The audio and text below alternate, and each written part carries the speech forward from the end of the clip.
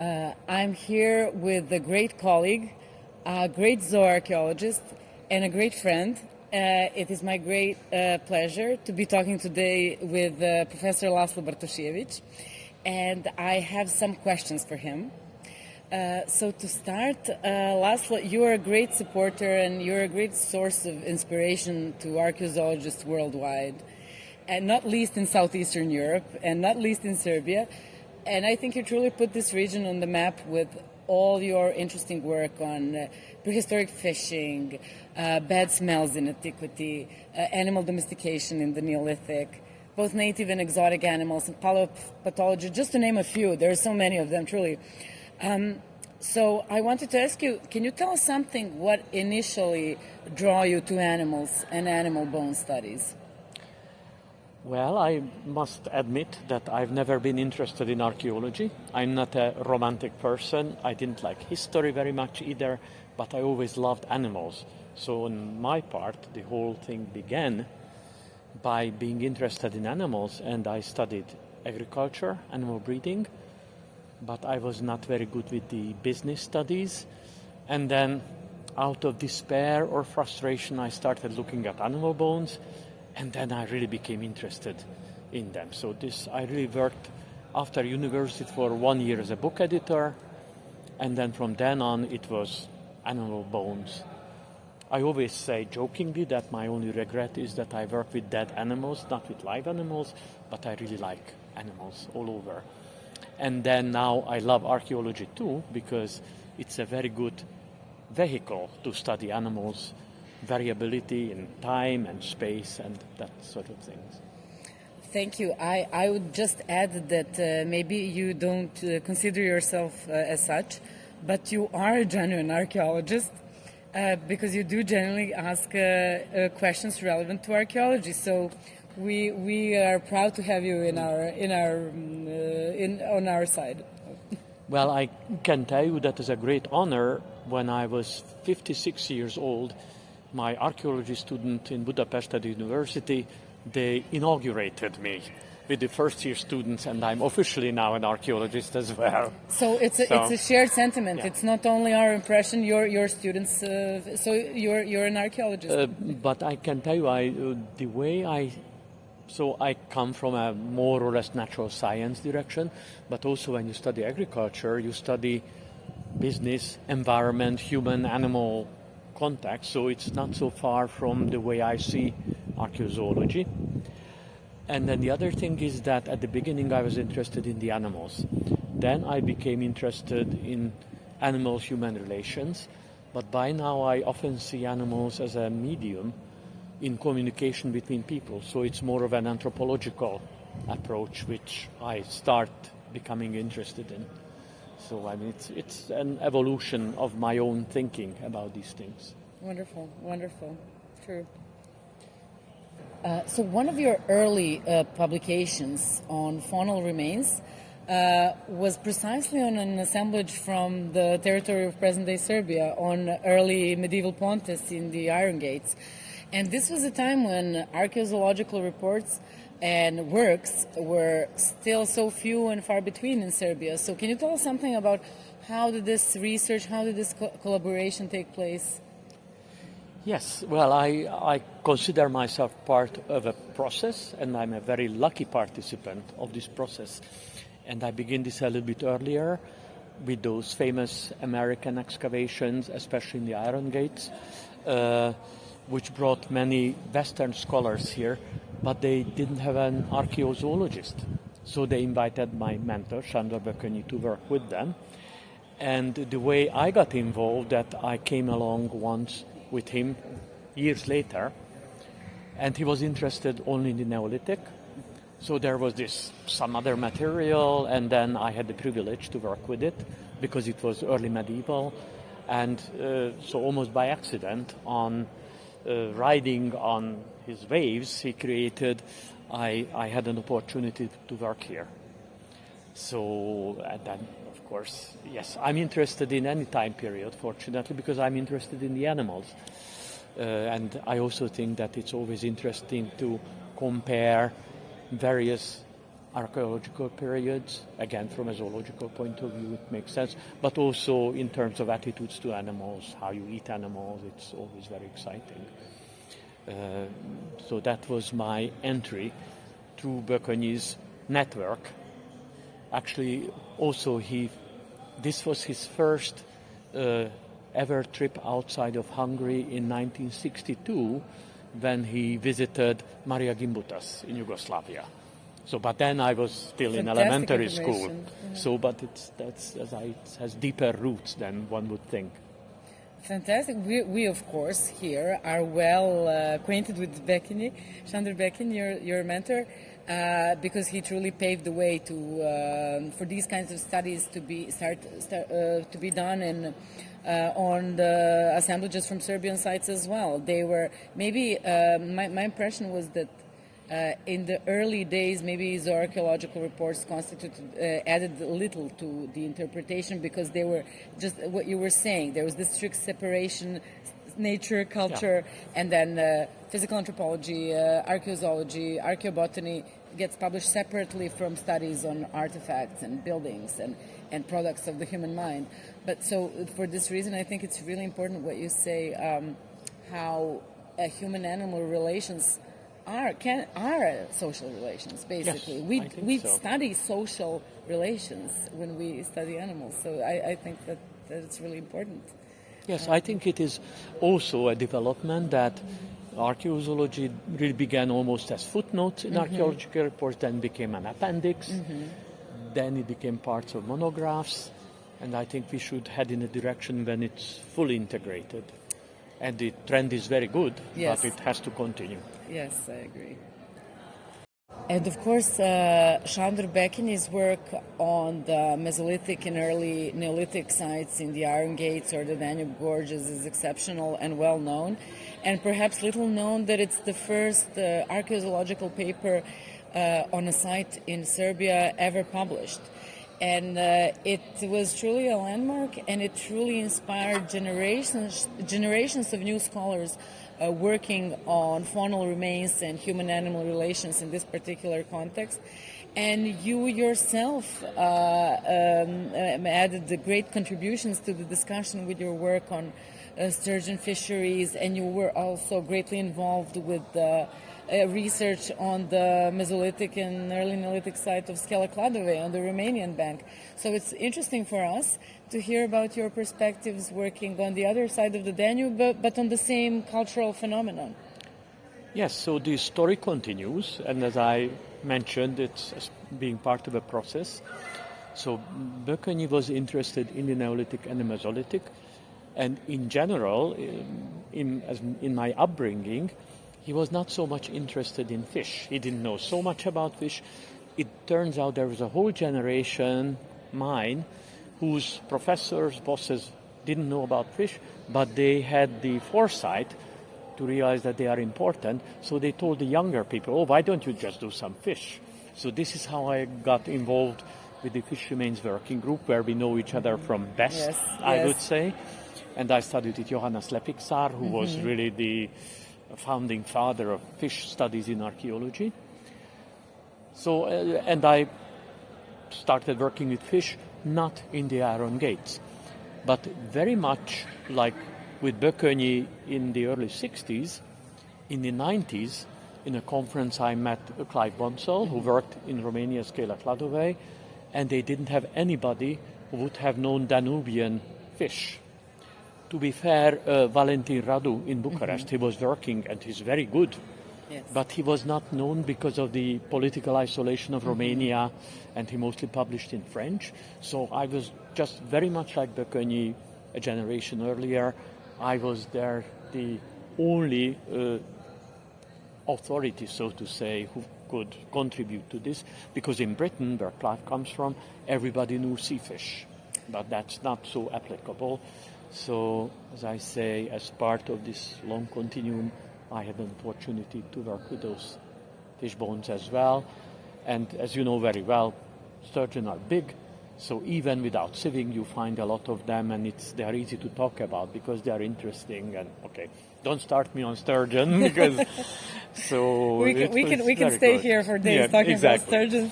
But it's interesting what you mentioned about British zooarchaeologists and generally these coastal. Yes, we both come from a landlocked country. And we study fish, so it's interesting. I also noticed this when it comes to fish, when it comes to working with fish remains, because they're so localized, because they can be endemic, because they can live in one lake in the world and anywhere else, not anywhere else. So I like these zooarchaeological meetings where archaeologists come and bring kind of stories and animals from their own home. I have this impression. Let me tell you something about the animals from my part of the world. I have this impression as well when it comes to that. I agree with that. Yeah, it is like watching National Geographic or something said by a specialist, but it's really very exotic or interesting, or many ideas you wouldn't even think about on your own. Yeah, it's very nice. And of course, you're truly inspired with your diverse topics that you were involved in, generations of zooarchaeologists in Serbia. So I wanted to ask you, what is your opinion on the current direction of the zooarchaeological research in Serbia, and do you have any advice, especially for early career zooarchaeology students? Yes, well, first of all, I'm one of the reasons I'm so happy to be here, because I've known you and your generation, the young Serbian archaeozoologists, zooarchaeologists, you name it. We can discuss the terminology. I keep using both terms. But it's, if I keep referring to a process, it's very good to see that it continues. And I can tell you, ask your parents, grandparents, there's nothing nicer to see that somebody is carrying on what is important to you and what you like and what you do with a passion. And to see that in younger people, I think that's very, very good. And the whole mentality, I think, of the group, but that's in general true. It's not limited to us here in archaeozoology. That, yes, and I'm very glad if I was of any inspiration. Absolutely. But that only could be that because I'm so enthusiastic about what I'm doing, that I can only hope that you will be just as enthusiastic. And as for advice, I think it's very important to really work on this integration of what we are doing with archaeology. It is easier when our discipline is done by archaeologists because I don't have to explain and justify it. Sometimes we are at disadvantage, like in paleopathology, because that takes really specialist knowledge, which usually we don't have. But that's very important. And I also think I'm now too old and retired to fight for that. But I noticed that very often even the funding, the application possibilities are different for humanities and natural science. And very often we fall in between because the humanities people think, dead animals are stupid. Real biologists wouldn't want to work with dirty bones. But I think on every level in administration, if I may say policy making, it should be made clear that this sort of holistic approach, trying to connect the two general regions, is very important. And of course we are in a key position to show how nice that it is, how much sense it makes when you can look at both sides. Absolutely, absolutely. I agree completely, and I think animal bones are can be just the locus where these worlds meet.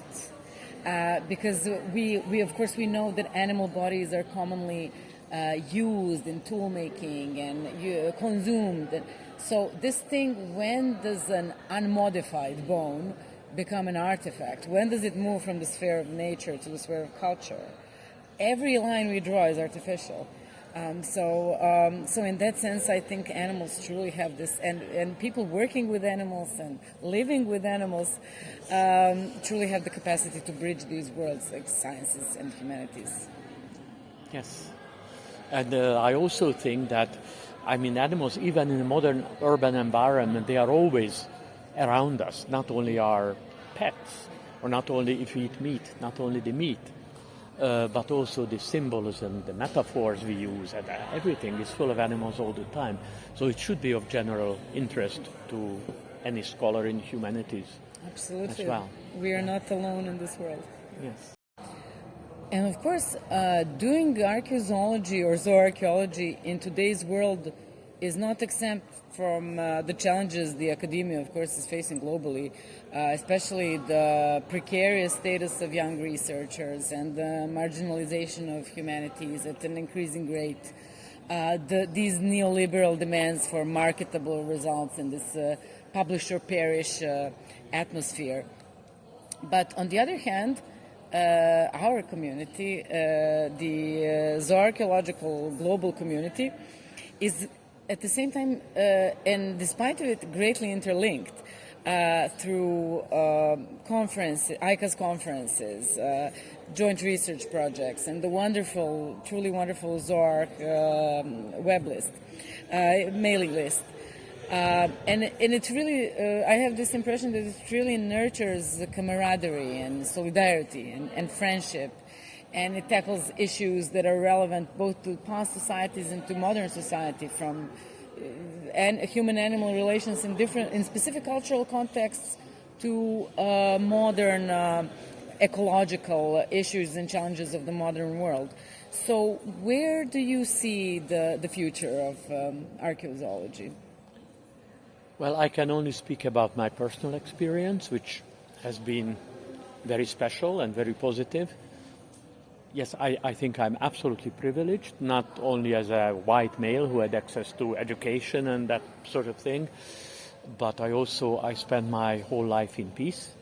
So when I became involved with ICAS as an international organization in the early 80s, it was a very welcoming, very open community, and it has been like that since then. And I think this is very important, not only in terms of international support, but in cultivating an identity, which is very positive. I think Albert Schweitzer said that showing a good example is not the best way of education. It is the only way of education, and I've been surrounded by older colleagues who were very great examples, and my younger colleagues as well. And to be part of this community, I think it gives you a kind of emotional self-confidence, which is very important. For me, at least, it's very important. Now, when you move to the policy aspect of it, yes, I think traditional archaeozoology, the way I experience it on the international scene, is very non-competitive and the opposite. It's supportive. It's trying to help everybody to bring out the best of their potentials. And I think, again, also if you teach at universities, you know that it's very important. And we are, I may say it, in Royal, as older people, we always welcome young students, and everybody is always welcome, and everybody gets the right support.